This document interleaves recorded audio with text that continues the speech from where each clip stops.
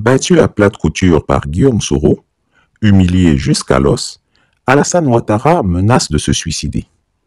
Suicide même et étonné. Alassane Ouattara, le dictateur des lagunes, ne cesse de gesticuler tant il souffre et se sent humilié jusqu'à la moelle. À 82 ans, il faut dire que le vieillard, oncle du père Goriot, est pitoyable à contempler. Le visage ratatiné, le regard hagard, ses yeux laissent perler quelques larmes tout éhonté. Il faut bien reconnaître que passer de l'état d'extase à celui de profond désarroi et de tristesse ne pouvait que causer ce sombre spectacle.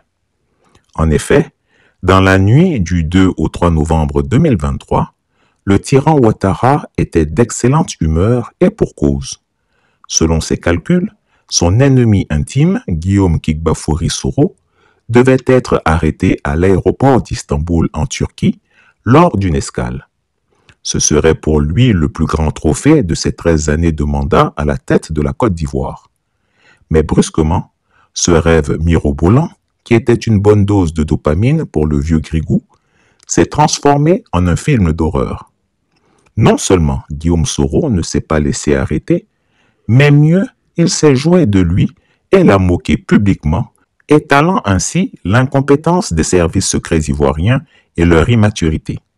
Depuis ce jour, Alassane Ouattara dégringole, allant d'humiliation en humiliation, et tout cela affecte sa santé. Alors qu'il espérait réaliser le coup du siècle, le voici en train de raser les murs.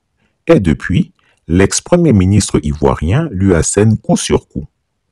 C'est d'abord le 12 novembre 2023 que Guillaume Soro confirme au monde entier l'authenticité de la souricière tendue à Istanbul dans le but de le kidnapper. Il a révélé que le despote ne rêve pour lui que du cimetière comme lieu de repos et qu'en conséquence, il a décidé de mettre fin à son exil. Cela a suffi pour jeter l'effroi dans les rangs des partisans du vieux Grigou et de l'autre côté, a fait basculer l'opinion en faveur de Guillaume Soro. Le lendemain, le 13 novembre 2023, on a vu le président de Générations et Peuples Solidaires, GPS, joindre l'acte à la parole. Il fut en effet reçu en audience par les 3 plus hautes personnalités du Niger, c'est-à-dire le numéro 1, le numéro 2 et le numéro 3 du régime.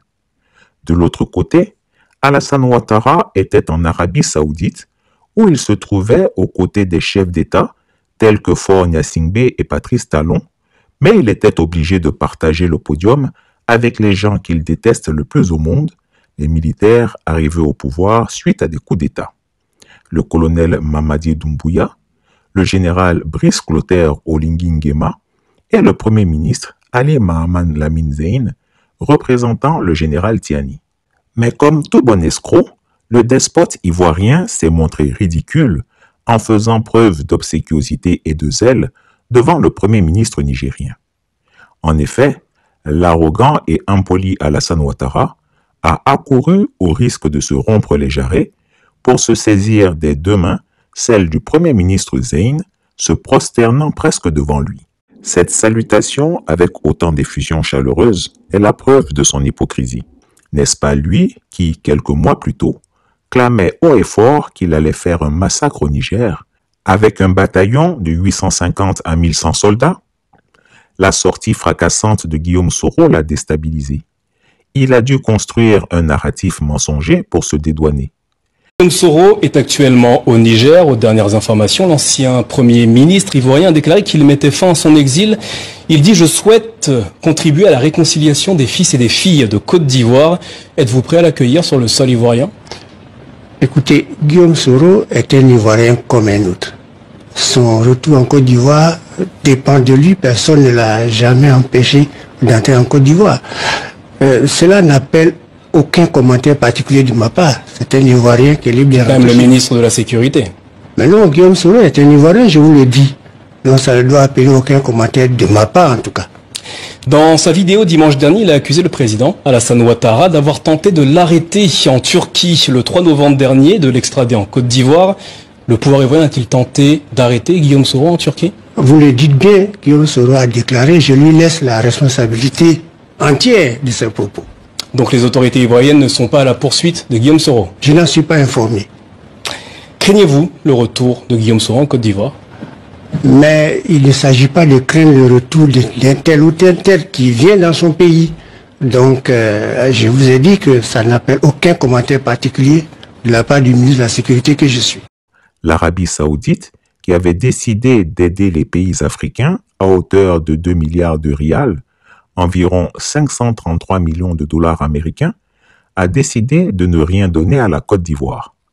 Des accords de prêt de développement ont cependant été signés avec le Niger, le Burkina Faso, la Guinée, le Bénin, le Rwanda, l'Angola, le Mozambique, la Sierra Leone, le Burundi, le Malawi, la Tanzanie et le Cap-Vert.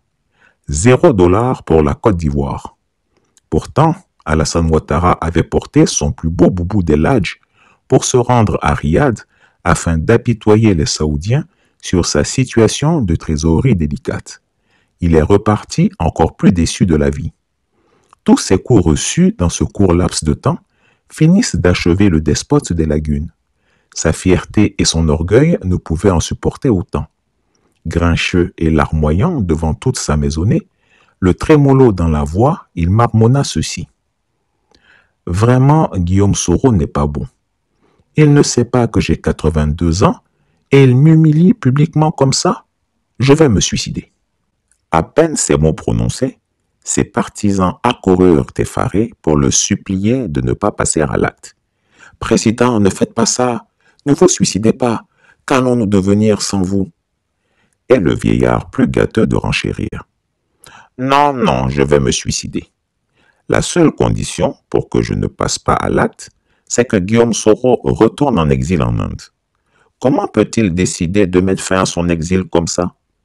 Ne sait-il pas que je suis quand même le président de la République et je dois décider, comme je l'ai fait pour les autres, de qui doit rentrer et quand rentrer?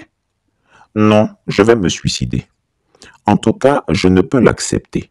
Je vais me suicider. Dites à Soro de retourner en exil. » Plus effrayée encore, son épouse Dominique Ouattara, qui avait compris la grosse déprime dans laquelle sombrait le grognon vieillard, a fait appeler son médecin personnel pour administrer à l'acariâtre une grosse piqûre de barbiturique à assommer un éléphant.